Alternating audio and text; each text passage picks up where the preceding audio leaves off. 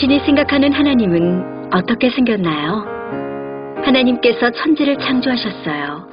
인간은 죄인이 되었고 우리들을 위해 아들 예수님을 보내셨죠. 예수님은 우리 죄를 위해 돌아가셨지만 부활하셨어요. 그 예수님을 잘 믿으면 돼요.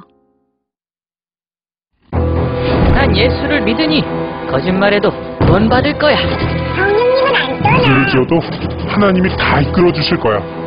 지금은 돈이 나도 중요해. 열심히 믿지 뭐. 주일 하루면 난 할 일 다 한 거야. 어떤 것도 죽기 전에 그럼 이제 회개기도 한 어떤 죄도 거잖아. 회개하면 용서가 돼? 될 거야. 그러니 거짓말뿐이야. 뭐야? 이건 괴물이잖아. 하나님께서 우리에게 주신 성경만이 하나님을 제대로 그릴 수 있습니다.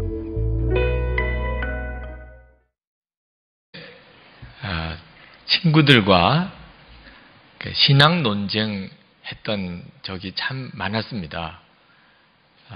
그때 주제는 생각해 보면 좀 유치하기도 하지만 하나님이 진짜냐, 부처님이 진짜냐, 뭐 이런 논쟁입니다. 저는 목사 아들이고 어려서부터 교회를 다녔기 때문에 하나님이 진짜 살아계신 하나님이다. 근데 저희 친구들은 거의 대부분 이제 집안이 불교 신자이다 보니까 아니다, 부처님이 진짜다. 그래서 신앙 논쟁 참 많이 했습니다. 저는 주변에 친구들이 다 불교 신자들이 많지만 그래도 하나님이 정말 살아계시다고 믿었던 것은 하나님이 살아계시니까 우리 부모님이 믿으셨겠지요. 그리고 성경을 읽어보니까 분명히 하나님은 살아계신 것 같고 또 그때 눈으로 보니까 세상에 잘 사는 나라들은 또 다 하나님을 믿는 나라들이더라고요. 그래서 제 마음에 하나님이 살아계신 게 분명한가 보다. 제가 하나님이 살아계시다고 믿는 근거는 이제 그때 당시는 그런 정도였어요. 그러나 마음에 조금도 의심이 없었느냐? 그러지는 않았던 것이 하나님이 진짜 살아계시다면 내가 왜 하나님을 체험하지 못하나? 그게 마음에 좀 걸렸습니다. 친구들이 특히 너 진짜 하나님 살아계시다면 너 하나님 봤냐? 그렇게 물을 때 제일 대답하기가 곤란해요. 본 적은 없지만 있어. 뭐 이렇게 주장을 했었는데 그 정도쯤의 믿음을 가지고 있었을 때 고등학교 다닐 때 설교 중에 더 놀라운 이야기를 들었어요. 하나님이 계신 정도가 아니고 모든 믿는 성도들 안에 오셨다는 거예요. 하나님이 계시다는 것조차도 이제 겨우 믿는 정도인데 하나님이 모든 믿는 성도, 제 안에도 와 계시다. 이건 정말 믿어지지 않더라고요. 그때 받았던 충격은 정말 놀라운 것이었어요. 하나님이 진짜 살아계시고 내 마음에 계실까? 제가 아직도 성령에 분명하게 눈이 뜨이지 못하고 말씀에 눈이 열리지 않았던 때였기 때문에 그 말씀은 저에게 한편으로는 도전도 됐지만 또 신앙적으로 굉장한 갈등도 제게 주었던 것이기도 합니다. 여러분, 우리가 예수를 믿고 누리는 가장 놀라운 축복이 하나님, 살아계신 하나님을 만나게 되는 것이고 만나는 정도도 아니고 우리 안에 하나님을 모시고 사는 것입니다. 예수 믿는 가장 놀라운 축복입니다.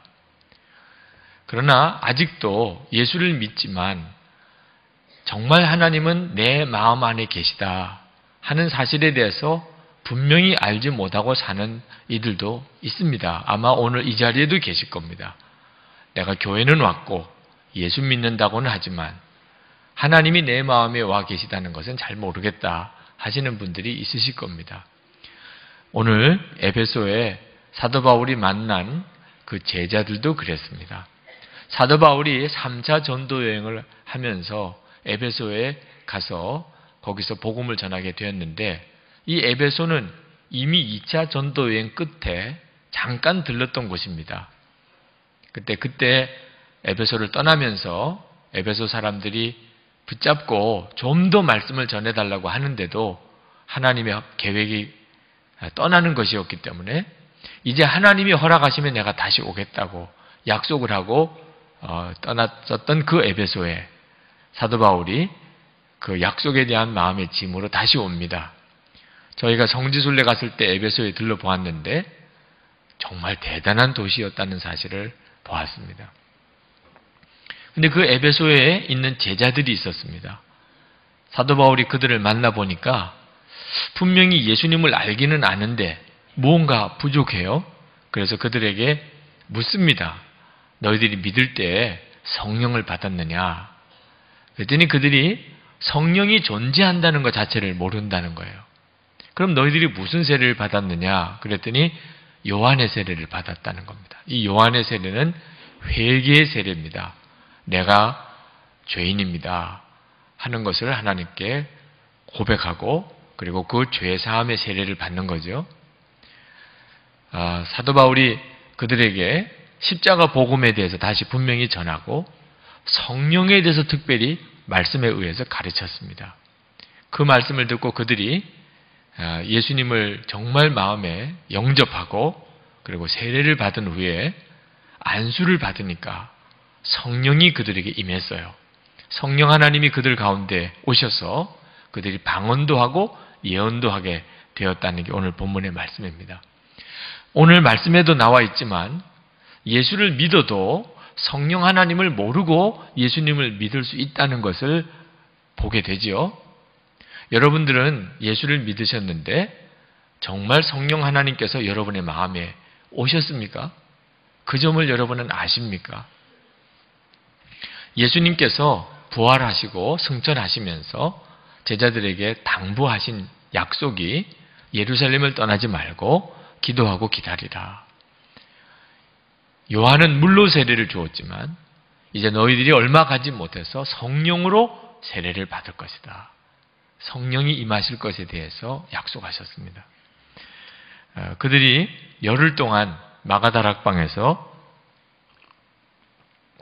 주님의 약속하신 성령을 기다리는데 오순절에 120문도에게 성령이 임하시면서 이제 성령의 역사하심이 이 땅에 시작이 됩니다. 초대교회, 또 로마 가톨릭 교회, 그리고 유럽의 교회, 종교개혁 이후에 또 미국 교회, 그리고 전 세계 선교사님들이 흩어져 세워진 모든 교회들, 특히 20세기 지나면서부터 전 세계 모든 교회 동시다발적으로 성령의 역사가 임하기 시작하면서 지금은 성령의 대부흥이 일어나고 있습니다. 이건 하나님의 약속이 이루어진 것이에요. 이사야 40장 5절에 보면 하나님의 영광이 나타나고 모든 육체가 그것을 함께 보리라. 모든 사람들이 다 성령님의 임하신 하나님의 영광을 볼 것이라고 하는 예언이 이루어지고 있는 겁니다. 지금 세상은 죄라고 하는 차원에서 보면 또 극단적으로 죄로 치달아가고 있습니다. 그러나 성령의 역사라는 차원에서 보면 또 놀라운 성령의 역사가 일어나고 있습니다. 아마 점점 더 이 두 부흥은 아마 극단적으로 뚜렷하게 나타나게 될 것입니다. 우리는 그 중에 하나에 속하게 되어 있습니다. 성령의 충만의 흐름에 타든지 죄악의 흐름에 타든지 둘 중에 하나에 들어가게 되어 있는데 여러분은 어느 쪽이십니까? 목사님, 저는 중립입니다. 중립. 성령에 충만하다고 말하기는 좀 그렇다고 해서 내가 무슨 죄악에 충만하게 사는 것도 아니고 저는 중립입니다. 근데 우리는 그렇게 말하고 싶어도 중립은 없습니다. 둘 중에 하나에 속하게 돼 있어요. 내가 지금 성령의 충만한 흐름 속에 있지 않다면 중립에 있는 것이 아니고 나는 멸망으로 가는 죄악의 흐름 속에 있는 겁니다. 예수님을 믿어도 성령님의 충만한 가운데 믿지 못하는 성도는 이런 저지에 빠지게 됩니다. 그러므로 저는 오늘 이 자리에 계신 여러분 모두가 또 이 말씀을 영상으로 보는 모든 이들도 다 성령의 충만함을 받게 되기를 축복합니다. 많은 성도들이 성령의 충만함을 원하지만 그러나 실제로 성령의 충만함을 누리는 성도가 참 적은 이유는 성령의 역사하심에 대한 오해가 있기 때문입니다. 분명히 예수를 믿으면 성령 하나님께서 모든 성도들에게 오십니다. 그런데 성도들이 성령 충만함에 대해서 생각할 때 그 성령 하나님에게 초점을 맞추기보다는 그 성령 충만으로 일어나는 여러 현상들에만 초점을 맞추고 있는 게 문제입니다. 많은 성도들은 성령 충만 그러면 방언을 생각하거나 또는 어떤 신비한 체험을 생각하거나 또는 무슨 능력을 받는 걸 생각하거나 또는 어떤 하나님의 놀라운 축복을 생각을 합니다.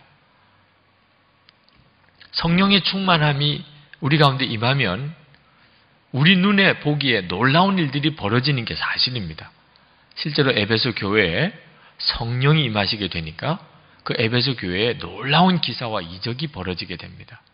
사도 바울이 예수님의 이름으로 병자를 고치고 귀신을 내어 쫓고 심지어는 사도 바울의 손수건만 병자에게 닿아도 고침을 받고 사도 바울이 앞치마한 것을 병자가 되거나 귀신 들리는 사람 손에 닿으면 귀신이 떠나고 병이 고침받는 이런 기적들이 일어났단 말입니다. 그러니 에베소에 있는 사람들이 다 깜짝 놀랐죠. 도대체 이게 무슨 일인가? 사람은 하나님이 정말 살아계시구나. 하나님이 우리 가운데 임하셨구나.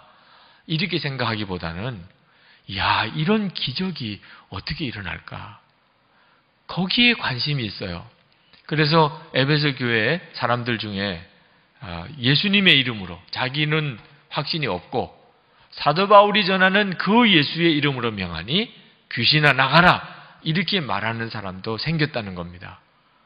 그 제사장 스게와의 7 아들이 그랬습니다. 그들이 보니까 너무너무 신기한 겁니다. 사도 바울이 병자를 고치고 귀신을 내어 쫓는데 가만히 옆에서 어떻게 하나 하고 봤더니 예수님의 이름으로 귀신을 쫓아내더란 말이에요. 그래서 귀신 들린 사람 한 사람을 만나서 7 아들이 쫙 둘러서 가지고 그들도 똑같이 해봤습니다. 예수의 이름으로 명하니 귀신아 떠나가라 그랬더니 이 귀신 들린 사람 속에 역사하는 귀신이 얼마나 짜증나겠어요. 그렇지 않아도 지금 사람들에게서 다 떠나야 되는 형편인데 그러니까 너도 나도 막 그렇게 말을 하니까 혼란스러운 겁니다. 순간적으로. 그러다가 보니까 내가 예수도 알고 바울도 알지만 넌 누구냐? 그러고는 그냥 달려들어서 스가의 7 아들 위에 올라타서 옷을 벗기고 때리는데 그들이 그냥 벌거벗은 채 몸이 상하여 도망갔더라. 이런 에피소드가 오늘 이 본문에 나옵니다. 근데 이때 에베소 당시 때뿐만 아니고 지금도 성령의 역사하면 사람들은 마음에 성도들조차도 마음에 하나님 이렇게 생각하기보다는 그 나타나는 증거 방언을 했느냐 또는 무슨 치유가 일어났느냐 사람이 쓰러졌느냐 이런 현상에만 더 관심이 있더란 말입니다.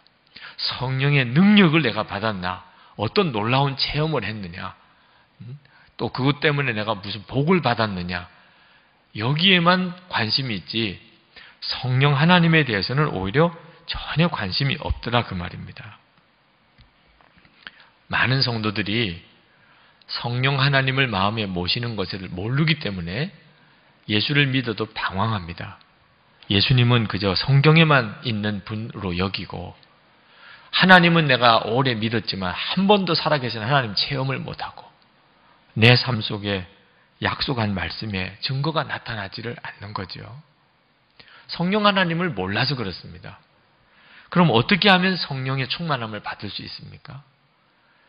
너무너무 간단합니다. 오늘 말씀에도 에베소 교회 교인들이 성령 받는 과정을 가만히 보시면 사도 바울이 그들에게 정확한 십자가 복음을 전해 주었습니다. 그 십자가 복음을 듣고 정말 마음으로 그 복음을 받아들이면 누구나 다 성령 받습니다. 십자가 복음이 무엇입니까? 내가 예수님을 알기 전에 하나님을 믿기 전에 살던 옛날 생활 다 정말 회개하고 청산하고 예수님과 내가 이미 십자가에서 죽었다고 하는 사실을 믿고 이제는 예수님이 내 생명이고 주님이시라고 고백하고 살기로 결단하면 예수님은 나의 속죄 주님이시고 예수님은 내 생명의 주님이심을 고백하면 그러면 반드시 성령을 주시겠다고 약속하셨어요. 이렇게 간단한 것입니다. 그런데 왜 성령의 충만함을 받는 이들이 적은 것일까요? 마음의 준비가 없는 거예요. 제가 하나님 앞에 성령의 충만함을 달라고 기도할 때 하나님께서 저에게 너는 마음의 준비가 됐느냐 하고 물으시더라고요. 저는 성령 충만함을 받을 때 마음의 준비가 되어야 한다는 사실을 몰랐어요. 저는 성령 충만함 그러면 목회를 하다 보니까 성령의 역사가 없이는 목회가 안 되더라고요. 기도를 하면 기도의 역사가 나타나고 병자를 위해 기도하면 병자가 고침받고 말씀의 능력이 있어 은혜가 되어 성도들이 모이고 이런 역사가 일어나야 교회도 부흥이 되고 목회도 되겠더라고요. 그것을 어떻게 얻나? 그게 성령 충만함이라는 줄 알았어요. 그래서 하나님 앞에 하나님 저에게도 성령 충만함을 주셔서 이왕 목회하는 거 한번 능력 있게 목회하게 해 주옵소서. 저는 성령 충만함이 능력인 줄 알았습니다. 하나님께서 저에게 물으셨어요. 너 정말 성령 충만함 받기 원하면 마음의 준비가 되어야 한다. 여러분, 성령 충만함은 성령님이 정말 우리 마음에 오시는 겁니다. 하나님이세요. 성령님은 하나님이십니다. 그 하나님이 내 마음에 오시는 거예요. 여러분, 오늘 저녁에 귀한 손님이 여러분의 집에 오셔도 여러분의 집에 청소하고 음식 준비하고 손님 맞을 준비하시죠? 여러분의 마음에 하나님이 오시는 겁니다. 결혼하는 남녀가 결혼을 약속할 때 그때 이제 지금까지는 혼자 살았습니다. 그러니 자기 마음대로 살았죠. 자기 원하는 대로 살았습니다. 그러나 결혼을 결단할 때는 자기 마음대로 사는 마음을 버려야 하는 거지요. 나는 원해도 내 남편 될 사람, 아내 될 사람이 원하지 않으면 이제 난 그거 안 하겠다. 내가 하기 싫어도 내 남편, 내 아내 될 사람, 사랑하는 그 사람이 원하면 내가 그렇게 하겠다. 결혼을 한 남자와 한 여자가 만나서 함께 살게 되는 결혼 생활만 해도 삶이 완전히 바뀌지 않은, 하물며 하나님이 내 마음에 오시는 겁니다. 결혼하는 남녀가 자기가 그동안 살던 거 다 포기하고 버리고 이제는 두 사람이 마음을 합해 살기로 결심할 때도 기뻐 죽더라고요. 요즘에 결혼식 주례하다 보면 옛날과 많이 틀려서 얼굴 표정 속에 벌써 좋아 죽겠어요. 네. 그렇게 좋아하더라고. 그러나 사실 따지고 보세요. 혼자 살던 거하고 함께 살던 거하고 어떤 게 편해요? 함께 사는 일이 얼마나 포기할 게 많고 버릴 게 많습니까? 그런데도 사랑하는 사람과 사는 거니까 그렇게 좋아하면서 결혼식을 하는데 하나님께서 내 마음에 오신다. 그건 부담스럽다고 생각하는 분들이 많으네요. 로마서 1장 28절에 보면 사람이 하나님을 마음에 두기 싫어하매라고 성경에 쓰고 있는데 그건 불신자만 그런 게 아니더라고요. 예수 믿는 성도들조차도 하나님을 마음에 모시는 것은 부담스럽다고 생각을 해요. 능력 주시는 것은 좋고 축복해 주시는 것은 바라는 일이고 방언도 하고 싶고 좀 신비한 성령 체험도 좀 주시면 좋겠고 그런데 성령님 뜻대로 사는가? 그건 부담스럽다는 거예요. 성령님에게 완전히 순종하겠는가? 그거는 겁난다는 거예요. 하나님은 내 좋은 거 가져가시는 하나님. 하기 싫은 거는 꼭 하라 그러시네. 하고 싶은 거는 꼭 하지 말라 그러시네. 이런 하나님으로 생각하는 거예요. 그런데도 성령 충만함을 원한대요. 하나님이십니다. 하나님이 내 마음에 오셨다는 말은 이제부터는 나는 그 하나님에게 완전히 복종하고 사는 거죠. 하나님을 모시고도 마음대로 살 생각하시는 사람은 그건 뭐가 잘못된 사람이죠. 정말 여러분 하나님 마음에 모시기로 그렇게 사모하십니까? 그게 성령 충만함이에요. 여러분이 그 마음만 준비되면 하나님이 여러분에게 안 오실 이유가 없는 거죠. 어떤 성도님이 예수님 우리 가정에 오시옵소서. 그렇게 간절히 기도하시는데도 가정이 변화가 없고 기쁨이 없고 가정 문제 해결이 안 된다는 겁니다. 예수님만 우리 가정에 오시면 우리 가정이 정말 다 변하고 천국 갖게 될 텐데 왜 예수님은 우리 가정에 안 오시나? 어떻게 하면 우리 가정이 예수 잘 믿는 가정이 되겠느냐고 물으시더라고요. 여러분 중에도 그렇게 기도하시는 분이 있으실 거예요. 그런데 여러분, 예수님 우리 가정에 오시라고 소리 질러서 울면서 기도만 할 게 아니고 오늘 여러분의 마음의 생각 하나를 바꾸시면 그러면 여러분의 가정은 예수님의 가정이 돼요. 무슨 생각을 어떻게 바꾸나? 예수님, 우리 가정에 오시옵소서 라고 기도하는 배경에는 여전히 우리 가정은 내 것이라는 생각이 깔려 있습니다. 내 집이고 우리 가정이에요. 예수님 오시라는 것은 예수님은 손님인 거지요. 오늘 여러분 예배 끝나고 집에 가실 때 여러분의 집에 가신다고 생각하지 말고 예수님의 집에 가신다고 생각하시기 바랍니다.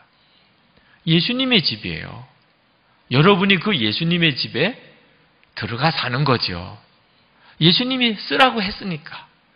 주여 감사합니다. 오늘 집에 들어갈 때 얼마나 감사한지. 주여 이 집을 써도 됩니까? 그래 써도 된다. 주여 감사합니다. 주방도 써도 됩니까? 마음대로 써라. 쌀도 퍼서 밥해도 됩니까? 그래 해먹어라. 감사 안 할 게 없어요. 화장실 쓸 때도 감사해요. 그죠? 내 집에 주님 오십시오라고 하는 거하고 내가 예수님의 집에 사는 거라고 생각하는 건 엄청난 차이가 있죠. 그게 사실이니까요. 하나님이세요. 성령님은 하나님이십니다. 내 마음에 오셔서 나의 모든 것에 주님이 되시는 거죠. 여러분이 진짜 그렇게 하나님을 모실 마음이 있나요? 여러분의 마음이 정말 준비가 되셨나요? 그러면 여러분 모두는 다 성령님과 함께 사는 놀라운 삶을 살게 됩니다.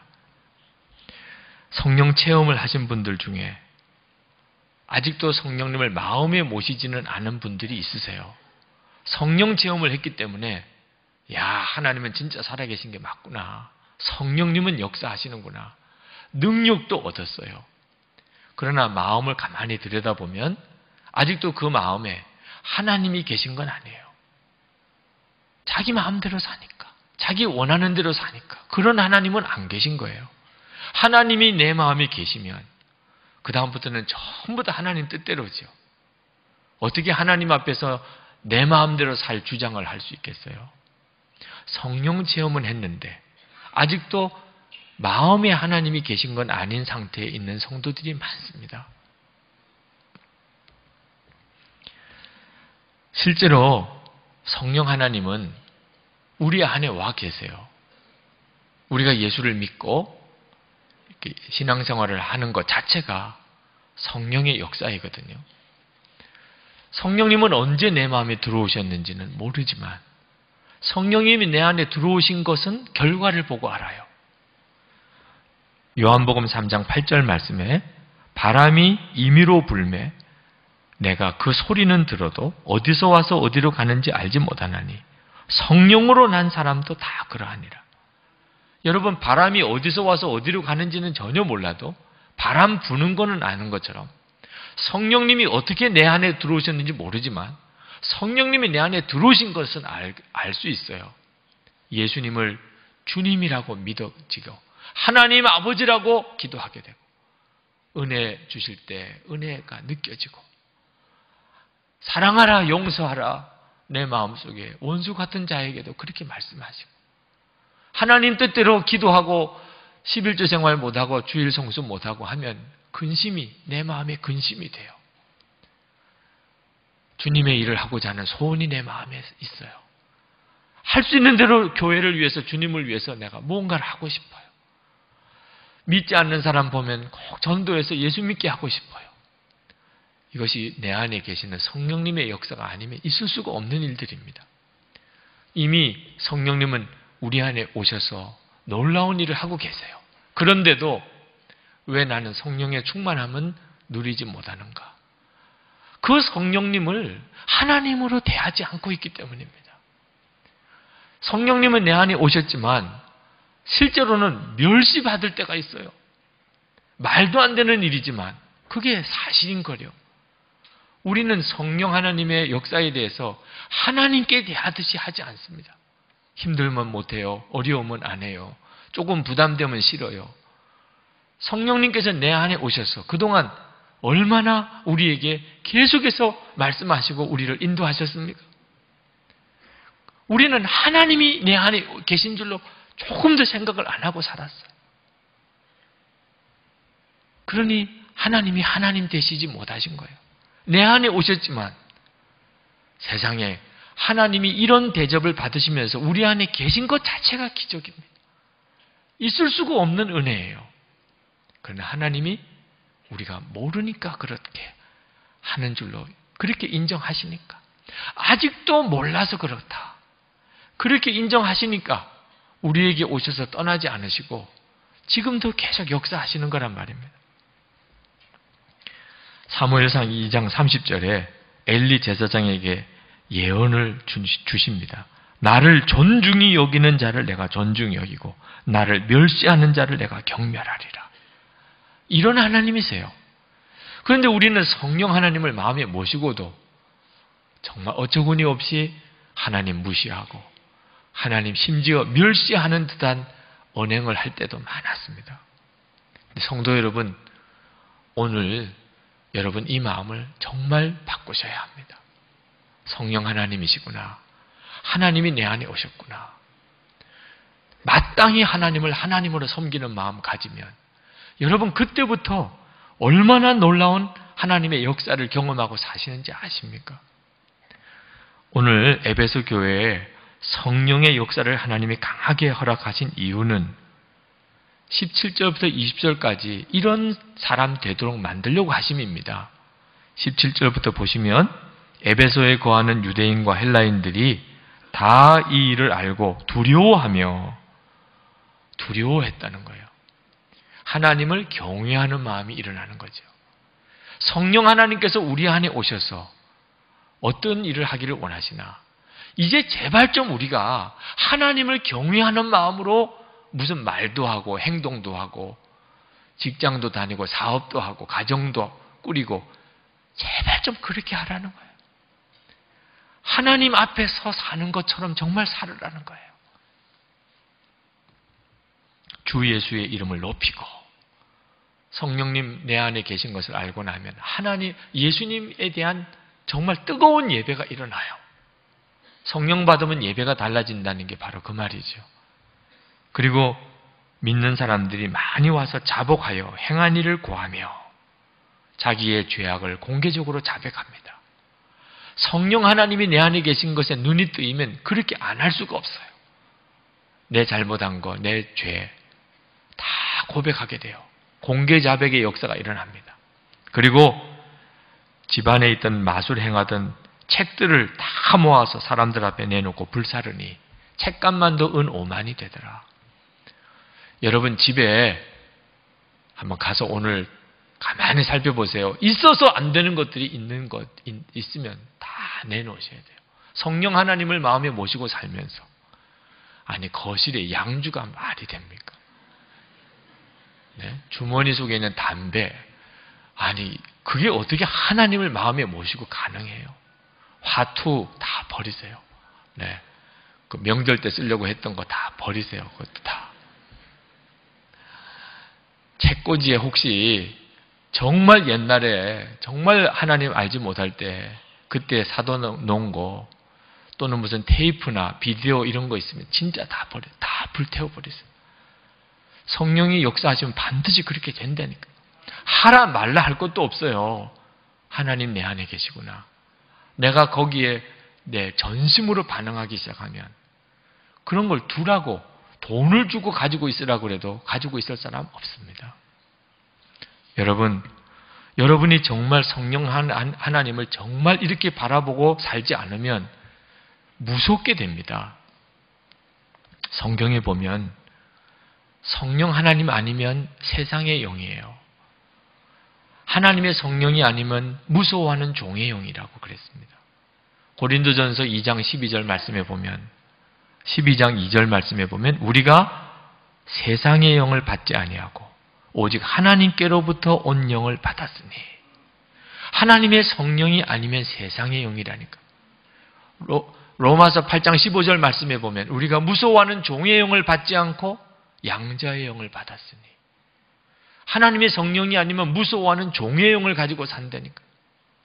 여러분 이따금 누구랑 싸우고 막 화를 내고 혈기를 내고 성질을 내고 그럴 때가 있겠지요. 그때 여러분 꼭 즉시 거울을 쳐다보세요. 여러분의 눈이 정상이 아니에요. 영이 다릅니다. 하나님의 성령에 충만하지 않으면 그러면 무서운 영이 여러분의 마음과 생각을 지배해요. 어느 사모님 상담을 하는데 자살의 유혹을 받으시는 분이더라고요. 깜짝 놀랐습니다. 어떻게 사모님이 그럴 수 있습니까? 너무너무 힘들어요. 목사님 너무 힘들어요. 차라리 진짜 죽으면 해결되겠나. 이런 사람 안 만나도 되고 이런 일 안 겪어도 되겠나. 이런 생각이 자꾸 든다는 겁니다. 죽으면 지옥 간다고 하지만 그건 나중 문제고 지금 내 처지와 형편에서 이 사람들 속에서 좀 떠날 수만 있다면 차라리 지옥에 가는 것도 낫겠다는 생각이 들 정도라는 거예요. 정말 심각한 거죠. 제가 그 사모님께 그랬습니다. 사모님, 그냥 예수님만 부르세요. 기도할 때 예수님만 부르세요. 그 다음에 그 사모님을 만났어요. 소스라치게 놀랐다는 겁니다.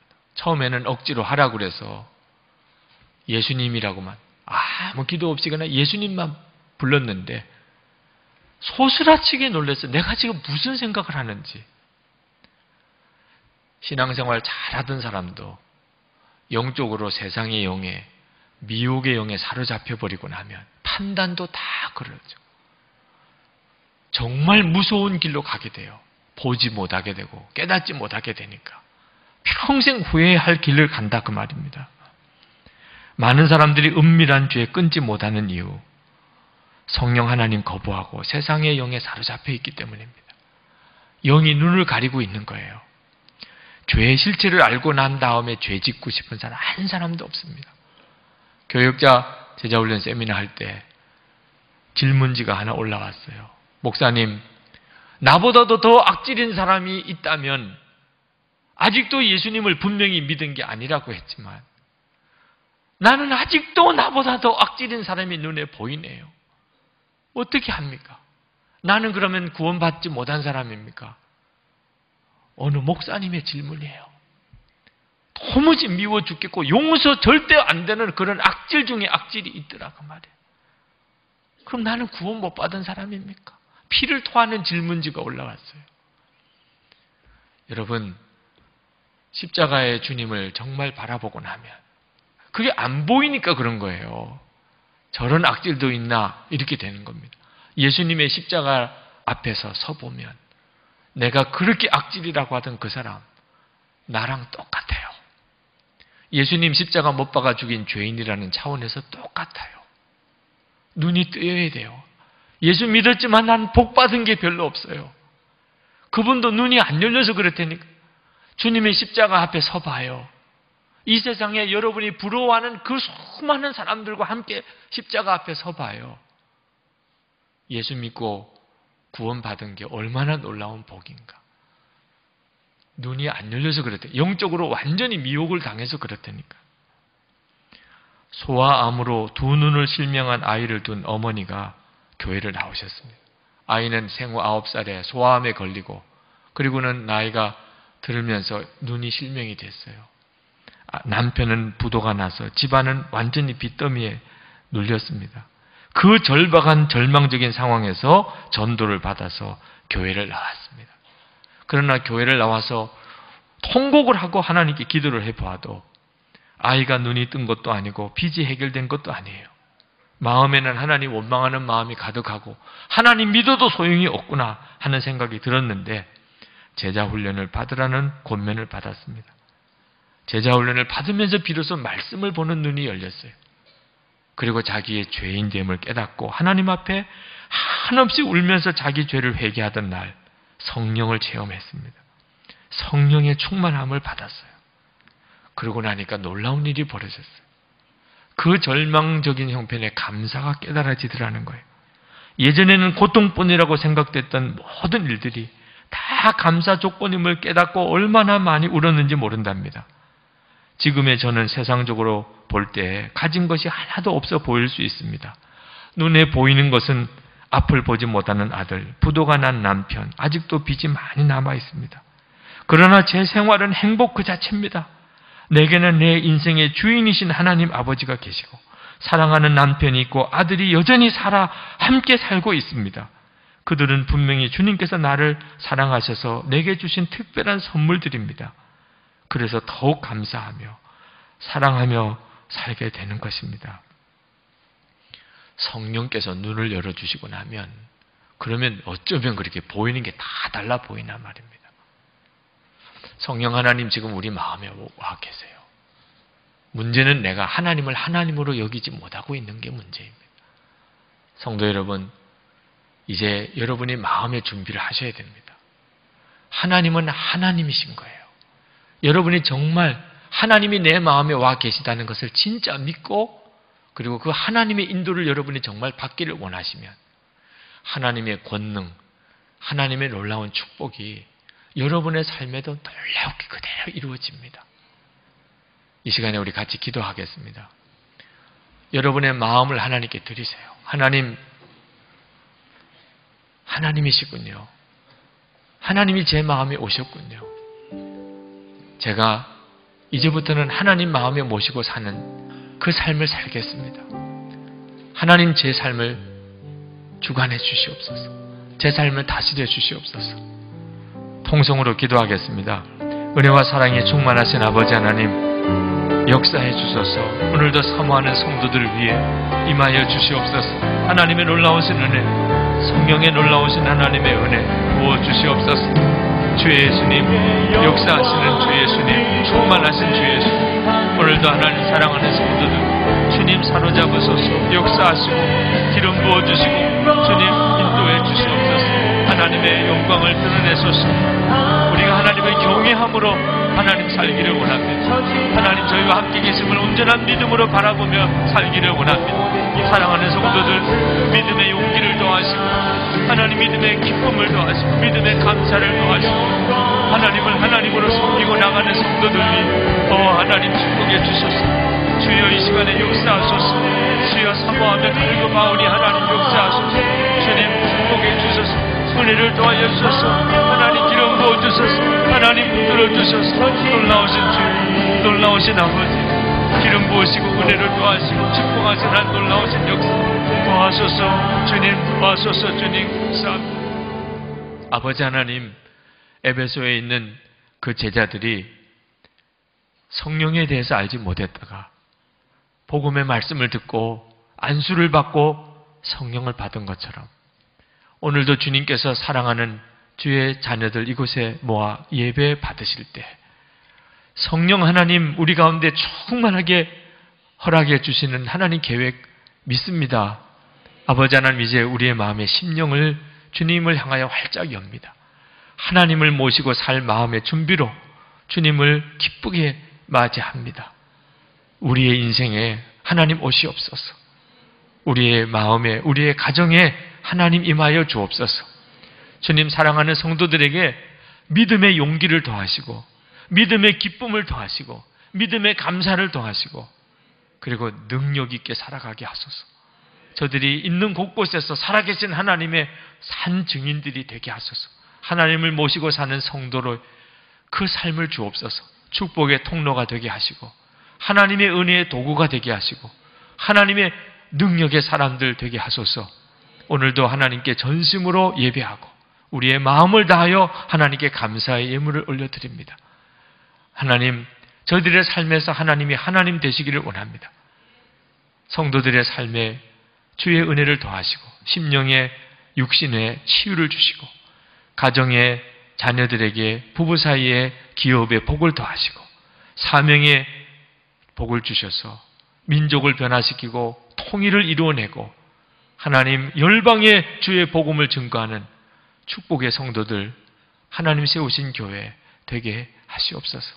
이 나라 이 민족 주님의 손에 맡겨드립니다. 통일 주님의 손에 맡겨드립니다.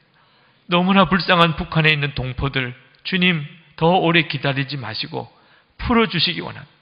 세계 열방의 주의 복음 증거하는 선교사님들 이 시간에 주의 손에 부탁합니다.